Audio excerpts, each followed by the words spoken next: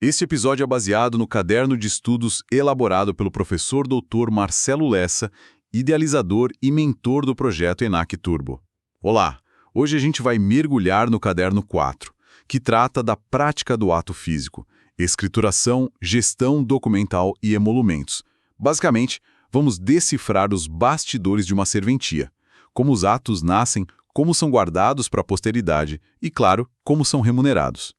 Exatamente. E a nossa missão aqui é conectar a teoria com a prática e principalmente com aquilo que a FGV pode cobrar. Vamos explorar os pilares funcionais e financeiros da atividade notarial e registral, um conhecimento que, olha, é decisivo para a aprovação. Ok, então vamos começar a desempacotar isso. O professor Lessa destaca que a atividade é, na sua essência, um ato de escrituração. A fé pública se materializa nos livros, mas não de qualquer jeito, certo? De jeito nenhum, é tudo extremamente rígido. Pensa que aquele livro é a materialização da segurança jurídica.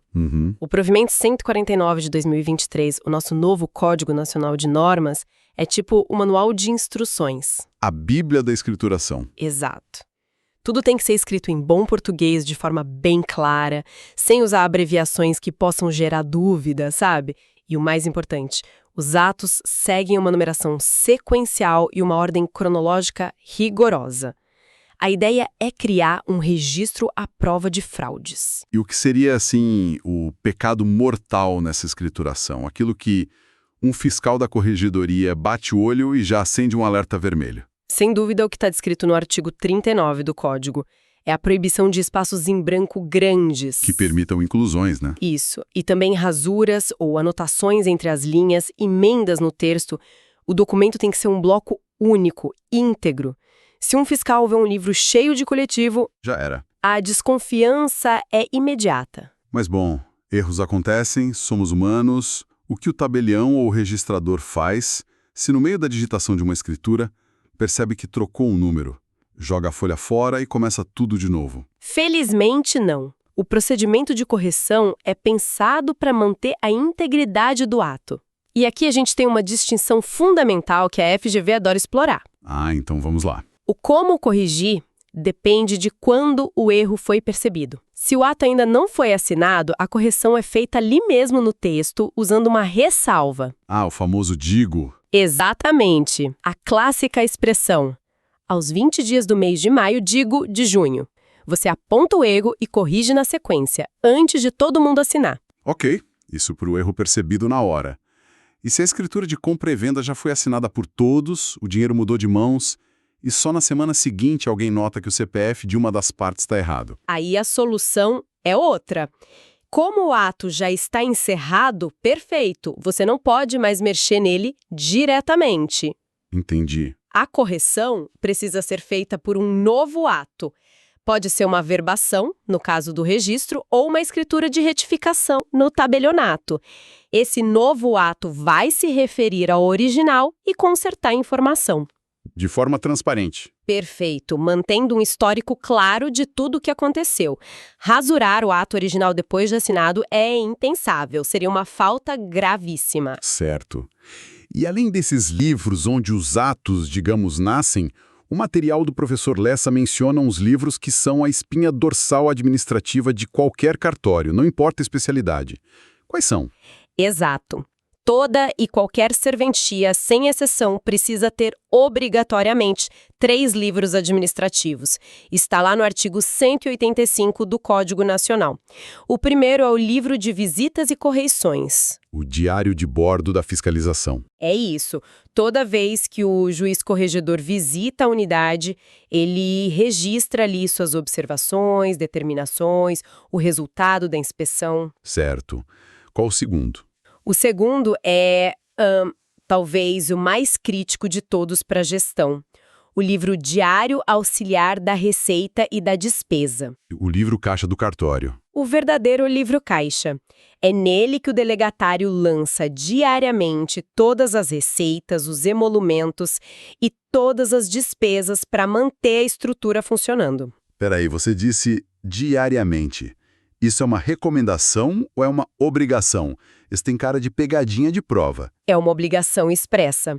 O artigo 190 do Código é taxativo. O lançamento da receita é diário, referente ao dia da prática do ato. Não é semanal, não é quando der tempo. É diário. É diário e a fiscalização não perdoa. Uma falha contábil aqui pode ser um indício de algo muito mais grave, entende? É um ponto de altíssima atenção. Anotado. E o terceiro livro obrigatório? É o livro de controle de depósito prévio. Ele é crucial em serventias onde o usuário adianta valores, como no registro de imóveis. Para cobrir as despesas, né? Isso. A pessoa deposita uma quantia e esse livro controla com exatidão quanto entrou, quanto foi usado e o que sobrou para ser devolvido. É um instrumento de transparência absoluta com o dinheiro do cliente. Faz sentido. Então, depois que o ato nasce com todo esse cuidado, ele precisa ser guardado. E a gente entra na fase de guardião da memória jurídica, uma expressão bem forte que o professor Lessa usa. Mas como se gerencia essa memória? Não dá para guardar tudo para sempre ou dá? Essa é uma pergunta excelente. E a resposta é que, para alguns documentos, sim, a guarda é para sempre. Mas não tem espaço para o delegatário decidir o que fica e o que vai fora. Existe uma regra para isso. Existe uma regra clara. É a tabela de temporalidade de documentos, criada pelo Provimento 50 de 2015 do CNJ. O novo código, no artigo 196, basicamente diz: sigam essa tabela. Ela é o mapa do acervo. E o que esse mapa diz? Me dá uns exemplos práticos do que fica e do que pode ser descartado. A lógica é a da relevância jurídica perpétua. Os livros principais, os chamados livros finalísticos. Onde ficam as escrituras, os registros. Isso, esses têm guarda permanente. Eles são literalmente a memória da sociedade. Agora, documentos de suporte como comprovantes de despesas, guias de impostos, esses têm um prazo de guarda de 5 anos. Acompanhando a prescrição tributária. Exatamente. E uma coisa bem prática, que todo mundo conhece. Aquela ficha onde a gente assina para abrir firma ou cartão de autógrafos, aquilo fica guardado por quanto tempo? Esse é um exemplo clássico de prova. A tabela determina que os cartões de assinatura devem ser guardados por, no mínimo, 1 ano após o encerramento da ficha do cliente. Ah, então mesmo depois que a pessoa não tem mais firma ali, o cartório ainda guarda o padrão da assinatura por mais 1 ano. Mais 1 ano por segurança. Bom, isso tudo pressupõe que o acervo está seguro. Mas e num cenário de desastre? Uma enchente que destrói o arquivo, um incêndio. Esses documentos se perdem para sempre? Felizmente, o sistema prevê um plano de contingência. É o procedimento de restauração de acervo que está lá a partir do artigo 197. E aqui tem talvez o ponto mais importante para qualquer prova. Qual é o primeiríssimo passo que o oficial deve tomar ao constatar a perda de um livro? Imagino que seja tentar salvar o que sobrou, correr para ver o que dá para recuperar. O primeiro passo obrigatório e a omissão disso é falta gravíssima, é a comunicação imediata ao juiz corregedor.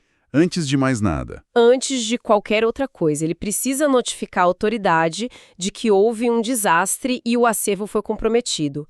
Só depois disso é que o processo de restauração começa de fato. E como funciona essa restauração na prática?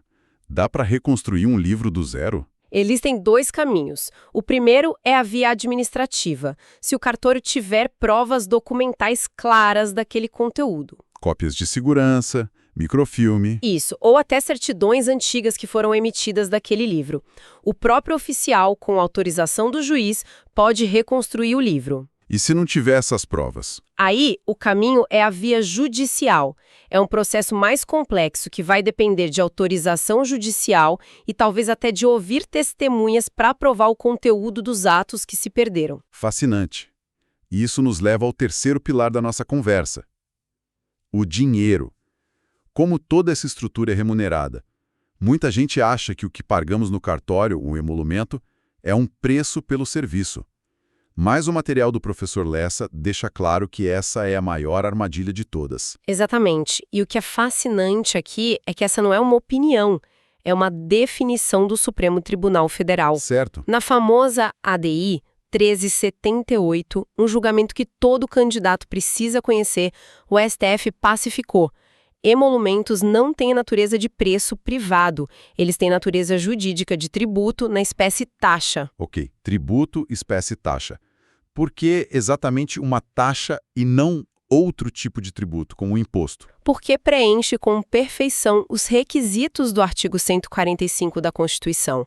A taxa é um tributo que remunera um serviço público específico e divisível. E o serviço do cartório é isso. Isso é público, embora delegado, é específico, uma escritura, um registro, e é divisível, só paga quem usa. Perfeito. Então, se é uma taxa, precisa seguir todas as regras do direito tributário. Quais são as consequências práticas disso que quem está estudando precisa ter na ponta da língua? A primeira e mais importante, princípio da legalidade estrita. Tributo só pode ser criado ou aumentado por meio de lei. Lei estadual, no caso. Lei estadual. Isso quer dizer que um provimento do Tribunal de Justiça ou uma resolução do CNJ não pode, de jeito nenhum, criar um emolumento ou aumentar o valor de um que já existe. Essa é a pegadinha clássica da FGV. A mais comum, de longe. Eles criam um cenário em que um ato administrativo do TJ institui uma taxa e perguntam se é válido. A resposta é um sonoro não. Precisa de lei aprovada na Assembleia Legislativa. E a segunda consequência? O princípio da anterioridade. Como qualquer tributo, o aumento dos emolumentos tem que respeitar a anterioridade anual. Só vale para o ano seguinte. Isso. E também a anterioridade nonagesimal, a famosa noventena. Precisa esperar 90 dias entre a publicação da lei e a entrada em vigor. E existe alguma lei federal que organize isso, que estabeleça regras gerais para os estados? Sim, e ela é fundamental. É a Lei Federal 10.169, do ano 2000. Ela funciona como uma moldura que todas as leis estaduais sobre emolumentos devem respeitar. Ela proíbe, por exemplo, como regra geral, que os emolumentos sejam fixados como um percentual sobre o valor do negócio. Certo. E ela também traz outra vedação importantíssima. Proíbe que os estados criem gratuidades por lei sem indicar a fonte de recursos para cobrir aquele custo. Para não quebrar a sustentabilidade do serviço. Exato. E parece que o controle sobre isso está ficando ainda mais rígido. Ouvi falar de uma resolução recente do CNJ para fiscalizar os projetos de lei, não foi? Isso. É uma novidade quentíssima e com grande chance de cair na prova. A Resolução CNJ 609 de 2024 criou um controle prévio. Como assim? Agora, antes de um Tribunal de Justiça enviar um projeto de lei sobre emolumentos para a Assembleia Legislativa, ele precisa primeiro submeter o texto ao CNJ. Ah, o CNJ dá um parecer antes. Exatamente. O Conselho faz uma análise para ver se o projeto está de acordo com as normas federais, como a Lei 10.169. É uma forma de evitar a aprovação de leis estaduais inconstitucionais. Ok, vamos amarrar tudo isso. Se a gente fosse destilar os pontos de ouro do material do professor Lessa, o que seria essencial? Começando pelos emolumentos, a frase síntese é clara. Sem dúvida. A frase a ser memorizada é: emolumento não é preço, é taxa.